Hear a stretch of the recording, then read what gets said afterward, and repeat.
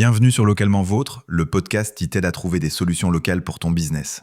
Allez, on démarre. Besoin de visibilité locale? Retrouve les solutions sur smart-marketing.fr. Bonjour et bienvenue.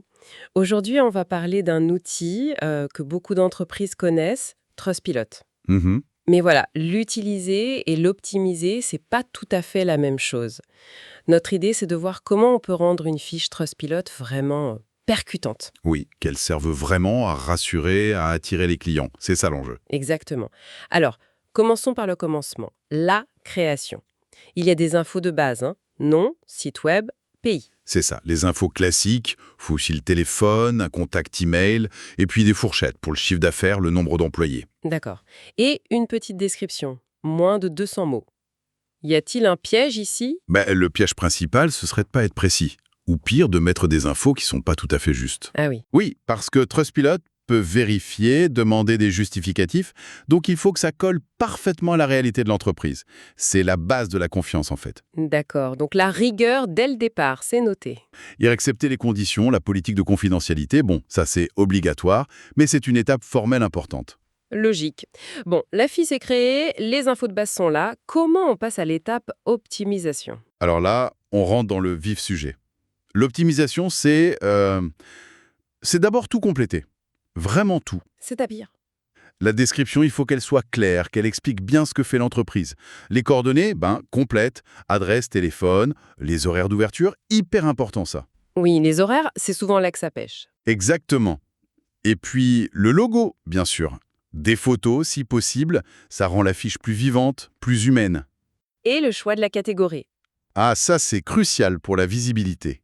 Il faut choisir la catégorie la plus précise possible, pour que les gens vous trouvent quand ils cherchent un service spécifique. J'ai lu aussi qu'on pouvait personnaliser un peu la fiche, mettre un message d'accueil, ce genre de choses. Tout à fait. Ajouter un petit mot de bienvenue ou expliquer brièvement la démarche qualité de l'entreprise. Ça personnalise, ça montre une certaine attention. Et surtout, j'imagine, garder tout ça à jour. Ah ben oui, c'est fondamental. Les horaires qui changent, un nouveau service. Si l'info est pas à jour, ça donne une mauvaise image. Ça montre que l'entreprise est active, qu'elle s'en occupe. Sinon, une fiche à l'abandon, bon. Ça perd de sa valeur, c'est clair. Donc, profil complet, à jour, pro. Mais il manque l'essentiel, les avis. Comment on fait pour en avoir? Faut les demander. C'est aussi simple que ça, mais de manière systématique. Systématique. Oui. Après chaque achat, chaque prestation, inviter le client par email, c'est classique. Par SMS, ça marche bien aussi. On peut faire ça directement en magasin? Oui, avec un QR code, par exemple, c'est très pratique.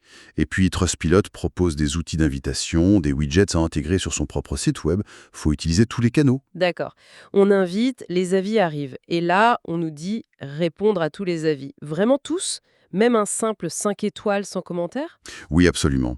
Même un simple merci pour votre confiance, ça montre que vous avez lu, que vous êtes attentif.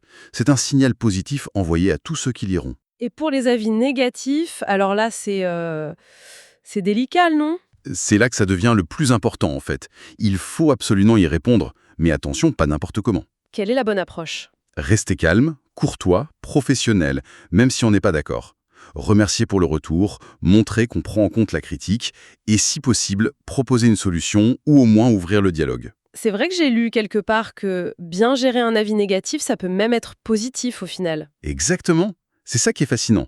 Un prospect qui voit une entreprise répondre à une critique de manière constructive, qui cherche à résoudre un problème, ça peut le rassurer bien plus qu'une page où c'est l'ardique uniquement des 5 étoiles. Ah oui, Ça montre l'authenticité, la transparence, la capacité à gérer les difficultés. C'est très très puissant pour la confiance. Ça rend l'entreprise plus humaine, plus crédible. d'accord, je vois.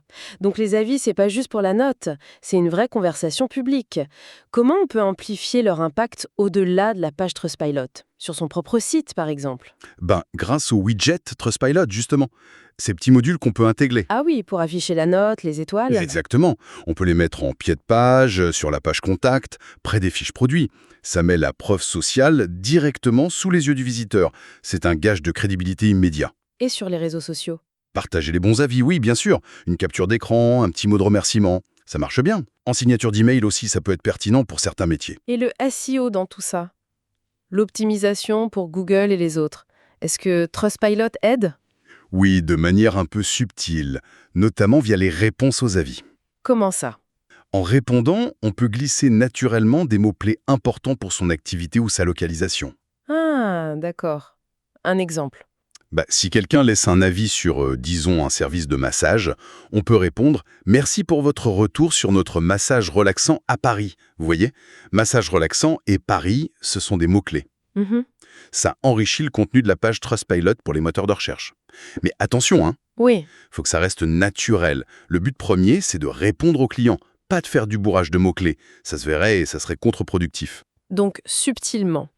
Et les avis des clients eux-mêmes, ils aident aussi pour le SEO? Ah oui, énormément. Quand un client laisse un avis détaillé, il utilise souvent des mots-clés très pertinents sans même y penser.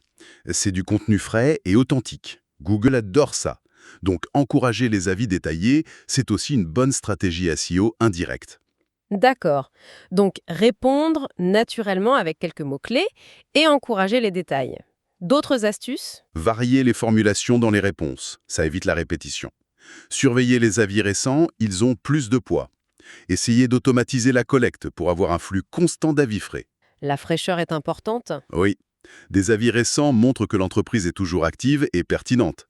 Et répondre vite, ça montre la réactivité. Enfin, ne pas hésiter à signaler les avis qui semblent faux ou abusifs pour garder une page propre. Bien compris. Donc si on résume tout ça, optimiser sa fiche Trustpilot, c'est pas juste mettre ses infos et attendre. C'est un travail actif continu. Il faut bien remplir le profil, demander des avis régulièrement, répondre à tout le monde, surtout aux critiques, mais avec professionnalisme, Et voir ça comme une opportunité, oui. intégrer les preuves sociales sur son site, ses réseaux, et utiliser les réponses pour un petit coup de pouce SEO, mais discrètement. C'est tout à fait ça. Au fond, l'objectif global, c'est de bâtir et maintenir la confiance en ligne. La confiance numérique. Voilà. Et la régularité de l'activité sur la fiche, les réponses rapides, les avis frais, les infos à jour, c'est ça qui signale le sérieux, l'engagement de l'entreprise. C'est un travail de fond. Une dernière réflexion peut-être pour ceux qui nous écoutent. On a vu à quel point la façon de répondre aux avis négatifs est importante, comment elle est scrutée. Mhm. Ça pose une question intéressante. Une entreprise qui montre ouvertement comment elle gère un problème, une critique, n'est-elle pas finalement perçue comme plus crédible, plus humaine qu'une entreprise qui affiche une perfection un peu lisse, un peu trop belle pour être vraie? C'est une excellente question. La transparence face à l'erreur, ça peut être un atout incroyable.